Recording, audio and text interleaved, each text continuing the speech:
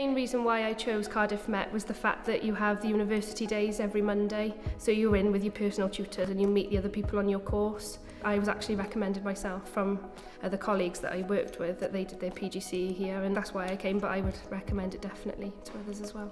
I wanted to pursue a teaching career, so that's why I went for the chemistry route, because it's something I enjoy and love, and I enjoy that every day is different. On the course you get to go into placements and you're actually in school, learning in school around teachers who know what they're doing. You have mentors in school, which I think is brilliant. They kind of help you every step of the way, and you get an insight for actual teaching. You've got your own classes, you've got your own responsibility, and I think as a student teacher it really helps you to go through the next stage. You've kind of got that on-the-job practice. I've secured a job now in Oakdale Comprehensive School as a science and maths teacher. I've loved this year, so I just want to keep going now and keep learning. You can't beat Cardiff, it's got everything here, so it is a really nice place to study.